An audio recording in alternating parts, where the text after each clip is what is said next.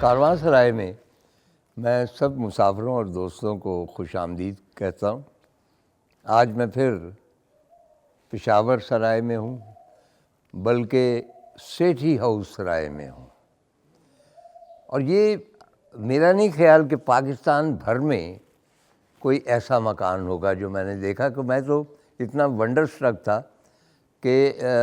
ابھی تک نہ میرے ذہن میں آیا ہے، نہ میں کیلکولیٹ کر سکا ہوں کہ یہ جو معجزہ ہے لکڑی کا، اس کو کیسے بیان کروں۔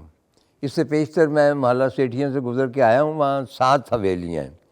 اور زیادہ تر ان کو بچا لیا گیا، اور میرے خیال کے مطابق پاکستان بھر میں کوئی اور قدیم محلہ اپنی قدیم دلکشی کے ساتھ، اپنی خوبصورتی کے ساتھ، اپنی قدیم تاریخ کے ساتھ، اور ایسا نظر نواز، ایسا دلکش کہ جس جا آپ دیکھیں وہاں آپ دل ٹھہر جائے، کہ نقاشی کے آپ معجزے دیکھیں، پچی کاری دیکھیں، کاشی کاری دیکھیں، اور اس پوری عمارت کا جو اورا ہے ایک خوابناک سی چیز، یہ ریئل لگتا ہی نہیں، یہ لگتا ہے کوئی فینٹسی لینڈ ہے جس میں ہم داخل ہو گئے ہیں۔ اور خواتین و حضرات، یہ حویلی جو ہے، یہ آپ کو یاد ہوگا کہ ایک صاحب نے مجھے روبل پیش کیے تھے۔ یہ میرے پاس ایک کتاب ہے، اس کا میں سہارا لے رہا ہوں، سیٹھی خاندان پشاور کا، محمد یونس سیٹھی وفا نے اسے تحریر کیا ہے، اور یہ سیٹھی کریم تھے جن کی یہ حویلی تھی، اور ان کے جو آباء و اجداد تھے آپ جانتے ہیں، اور آپ نے میرا خیال ابھی تک آپ کو یاد ہوگا کہ ان سیٹھی صاحب نے ہمیں بتایا تھا کہ ان کے آباء و اجداد جب رشیا میں تجارت کر رہے تھے، جو زارس رشیا تھا، اور اس کے بعد اکتوبر انقلاب آ گیا، تو اس دوران یہ وہاں سے نکلے، اور لوگ یہ کہتے تھے، یہاں لگتا ہے کہ روبل اٹ سیلف جو ہے ایک باقاعدہ کرنسی تھی پشاور میں، یعنی اس سے لین دین ہوتا تھا، ہندوستان میں بھی لین دین ہوتا تھا، اور وہ تصور نہیں کر سکتے تھے کہ اتنی بڑی، اتنی پاورفل زاروں کی کرنسی جو ہے وہ کبھی بالکل متروک ہو جائے گی۔ چنانچہ انہوں نے بے شمار روبل خریدے، تو ان میں سے ایک روبل آپ نے دیکھا ہوگا کہ میرے حصے میں بھی آ گیا۔ چنانچہ یوں میں روس اور پشاور کے ساتھ جڑ گیا ہوں اس قدیم روبل، کتنا ہے، 500 روبلز ہیں اس کے ساتھ۔ تو وہ لکھتے ہیں سیٹھی خاندان کے حوالے سے، جن کی حویلی میں ہم بیٹھے ہوئے ہیں، کہ پشاور کا سیٹھی خاندان متمول ترین مسلمان خاندان سمجھا جاتا تھا، اور مجھے وہ نظارہ اب تک یاد ہے جب خان بہادر سیٹھی کریم بخش اپنے 2 گھوڑوں کی فٹن پر سوار ہو کر قصہ خانی سے گزرتے تھے۔ اور یہ بھی کہا جاتا ہے کہ جب کبھی گورنر ہاؤس میں کوئی وی آئی پی آتا تھا، کوئی باہر سے مہمان آتا تھا، کوئی ہیڈ آف اسٹیٹ آتا تھا، تو بگی جو تھی، میں نے وہ استول بھی دیکھا ہے، بگی جو تھی وہ سیٹھی خاندان سے منگوائی جاتی تھی، ان سے مستعار لی جاتی تھی۔ اس کے بعد چوبکاری اور نقاشی، اس کے بارے میں بہت کچھ لکھا ہوا ہے، لیکن ایک خاص طور پہ جو کامنٹ ہے ایک اٹیلین سیاح کا جو خود آرکیٹیکٹ تھا، اس نے اس حویلی کو دیکھا اور اس نے کہا، ہمارے ملک میں بے شمار تاریخی عمارتیں موجود ہیں جن کے نقش و نگار دنیا بھر کے سیاحوں کی دلچسپی کا مرکز ہیں، لیکن اس کمرے کی چھت پر کی گئی نقاشی، یہ ابھی ہم آپ کو دکھا نہیں سکتے، لیکن میں نے اس کی چھتیں دیکھی ہیں اور دے آر امیزنگ۔ ابھی مجھے یہاں سے یہ سارا نظر آ رہی ہے، یہ باہر دالان کی چھت ہے، کمروں کی چھتیں جو ہیں اس سے زیادہ حیرتناک ہے۔ تو وہ کہتے ہیں کہ نقاشی کے نمونے مصوری کی کسی بہترین تصویر سے بھی زیادہ جاذب نظر، اور کاش کہ آپ لوگ اسے ہماری نگاہوں سے دیکھتے۔ چنانچہ پڑھائی ہم موقوف کرتے ہیں، ہم آتے ہیں شخصیات پر۔ ہمارے پاس طاہر خٹک صاحب تشریف رکھتے، آرکیٹیکٹ ہیں ماشاءاللہ، اور ان کی اپنی فرم ہے جو ہے کنزرویشن اور بحال کرنا تاریخی ورثہ کا، اس میں یہ کمال رکھتے ہیں۔ اور قصبے کمال والا جو کالج ہے NCA، وہاں سے قصبے کمال انہوں نے کیا، آرکیٹیکچر وہاں سے کیا، اور اب یہ خود ہی بتائیں گے کہ ان کے اساتذہ کون کون سے تھے۔ بہت نوازش آپ نے مجھے اپنے پروگرام پہ مدعو کیا۔ میں جب نیشنل کالج آف آرٹس میں پڑھتا تھا تو ہمیں ایک خوش نصیبی سے ہمیں سیکنڈ ایئر میں سجاد کوثر صاحب پڑھاتے تھے۔ سجاد کوثر نے میرا خیال ہے کہ وہ لبرٹی والا بھی ڈیزائن کیا، ولنگٹن مارکیٹ بھی انہوں نے کی۔ جی ہاں مجھے معلوم ہے، اور باقی بھی خاصے کریٹیو ہیں، بلکہ انہوں نے اس پہ ایک کتاب بھی لکھی تھی شاید شالیمار کے حوالے سے یا آرکیٹیکچر کے حوالے سے وہ لکھتے رہتے۔ اچھا، وہاں سے ہمارا جو موضوع ہے،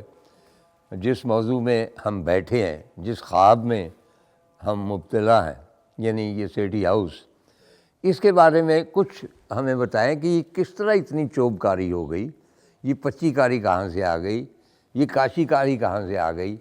کون سے کاریگر تھے، کون سے ایسے ہاتھ تھے جنہوں نے یہ ایک ووڈن میریکل جو ہے وہ تعمیر کر دی۔ جی، یہ جیسے آپ نے پروگرام کے آغاز میں سیٹھی فیملی کے حوالے سے بات کی، تو جو ان کا کاروبار تھا جس کے لیے یہ سینٹرل ایشیا جایا کرتے تھے، روس جایا کرتے تھے، تو وہاں پہ جو عمارات تھی اس سے متاثر ہو کے انہوں نے یہاں پہ اپنی گھر بنانے کی جب راستہ لیا، تو وہاں کے جتنے بھی کرافٹ مین تھے جو کہ وہاں کام کرتے تھے، اور یہاں کے جو لوگ تھے ان کو اپنے ساتھ لے جا کے وہاں پہ انہوں نے ٹریننگز کروائیں۔ پھر بہت سارا مٹیریل جو ہے وہ وہاں سے یہ امپورٹ کر کے لے کے آئے۔ مثلاً کس قسم کا مٹیریل؟ مثلاً جو یہاں پہ جو لکڑی ہے، اس میں سے بہت ساری لکڑی جو ہے وہ افغانستان کے راستے یہاں پہ آئی ہے، جس میں بہت ساری لکڑی جو ہے وہ دیار کی ہے۔ پورا جو آپ محل دیکھ رہے ہیں یہ پورا لکڑی کے فریم کے اوپر کھڑا ہوا ہے، لکڑی کے فریم کے اوپر کھڑا ہوا ہے۔ جیسے ماڈرن ٹائمز میں ہم سریا لگاتے ہیں عمارتوں میں، تو یہاں پہ سریے اور کنکریٹ کے بجائے انہوں نے لکڑی کے ٹمبر کے کالمز اور بیم کا فریم بنا کے پورا سٹرکچر کھڑا کیا ہے۔ اچھا، ناردرن ایریا میں جو خانقاہیں ہیں، جی، وہاں بھی ان کی چھتیں جو ہیں ان کو سہارا دینے کے لیے سالڈ وہ درختوں کے تنے ہوتے ہیں، تو اس قسم کی کنسٹرکشن نیچے کی گئی ہے۔ بالکل، آپ بالکل اس سے کافی ساری مشابہت ہے۔ جو ناردرن ایریاز میں ہنزا اور جتنے بھی بلائی علاقے ہیں وہاں پہ جو چترال کے ایریاز میں بھی جو کنسٹرکشن ہوتی ہے کیریبیج ورک ہے، جس میں لکڑی کو اکٹھا کر کے ساتھ میں جوڑ کے پوری بلڈنگ کا سٹرکچر بنا کے بیچ میں پتھر لگائے جاتے ہیں یا اینٹیں لگائی جاتی ہیں۔ تو یہاں پہ بھی اسی طرح کی مشابہہ سٹرکچر بنا کے اس کے اندر اینٹ جو لگائی گئی ہے وہ ہماری لوکل ہے یہاں کی، جیسے ہمارے مغل آرکیٹیکچر کے اندر وزیری اینٹ لگائی جاتی تھی جس کا سائز نہیں، ہمیں تو کوئی اینٹ نظر نہیں آ رہی ہے۔ سر اگر آپ دیکھیں یہ بالکل ہمارے بیک گراؤنڈ میں جو دو لکڑی کے جو پلرز ہیں اس کے بیچ میں اگر آپ دیکھیں تو صرف آپ کو 9 انچ کی ایک اینٹ کا سٹرکچر نظر آ رہا ہے۔ پھر جب آپ اس کے اندر جا کے دیکھتے ہیں جو اس کی بیرونی دیواریں ہیں، اس گھر کا سر خوبصورت جو اس کا ڈیزائن ہے وہ یہ ہے کہ یہ ایک انٹروورٹ ڈیزائن ہے۔ جیسے جس صحن میں ہم بیٹھے ہوئے ہیں تو یہ گھر کا سینٹر تھا، جتنی خوبصورتی ہے وہ ساری گھر کے اندر کی سائڈ پہ ہے۔ باہر سے آپ دیکھیں گے تو باہر بیرونی دیوار پہ آپ کو کچھ بھی نظر نہیں آئے گا، تو جو بھی بیرونی دیواریں ہیں وہاں پہ ساری لکڑی اور اینٹ کو اکٹھا کر کے بنایا گیا ہے۔ پھر جو اس کے اندر اینٹ استعمال کی گئی اس میں جیسے ہم مسالہ رکھتے ہیں آج کل کے دور میں، جس میں ہم سیمنٹ استعمال کرتے ہیں، ریت استعمال کرتے ہیں، تو اس میں لائم یا چونے کو استعمال کیا گیا جس کے ساتھ جوٹ کو مکس کر کے کچھ عرصے کے لیے رکھا گیا اور پھر اس میں استعمال کیا گیا۔ اچھا، یہ جو آپ نے فرمایا ہے کہ کاریگر یہاں سے گئے، انہوں نے وہاں ٹریننگ حاصل کی، کون کون سے مطلب کے علاقوں سے؟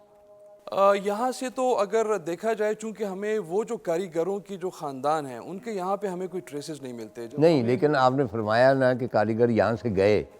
اور وہاں کے کاریگروں سے انہوں نے سیکھا، مطلب سمرقند کے تھے، بخارا کے، تاشقند کے، ختن کے، کہاں کے تھے وہ لوگ؟ یہ جو گئے تھے یہ سمرقند بھی گئے، بخارا بھی گئے، یہ جو ہمارے جو سینٹرل ایشین باقی سٹیٹس ہیں وہاں پہ بھی گئے، اور پھر سینٹرل ایشین سٹیٹس میں بھی اگر آپ دیکھیں تو بغداد کا بہت بڑا اثر رہا ان سینٹرل ایشین سٹیٹس کے اندر یا ان کے آرکیٹیکچر اور کرافٹ کے اوپر بھی۔ تو آپ یہ بھی کہہ سکتے ہیں کہ انڈائریکٹلی سمرقند یا سینٹرل ایشیا کے تھرو ان عمارات کے اوپر بغداد شہر کا بھی اثر موجود ہے۔ وہ مطلب ہے کہ وہاں ہی سے پھوٹا نا سارا تمدن، سمارا تمدن وہیں سے پھوٹا ہے، بالکل۔ اور یہ جو ہمارے یہاں سے جو لوگ گئے تھے وہاں پہ مختلف کرافٹس کے اندر انہوں نے مہارت حاصل کی، جیسے یہاں پہ آپ اگر دیکھیں تو لکڑی کے اندر بہت ساری کارونگ آپ کو ملے گی، بہت ساری ترسیم بندی ہے، جس طرح سے باریک لکڑی کے پیسز کاٹ کے چھتوں کے ڈیزائنز بنائے گئے ہیں، پھر اس کے اندر جو ہے سٹون پگمنٹ کو اکٹھا کر کے۔ اچھا یہ بتائیں، یہ جو میرا خیال ہے اوپر جو ہوا ہے پنجرا ورک ہوا ہے، جی، یہ سارا جو ہے یہ سارے روشن دان سے ہیں، ان کا کیا پریکٹیکل تھا؟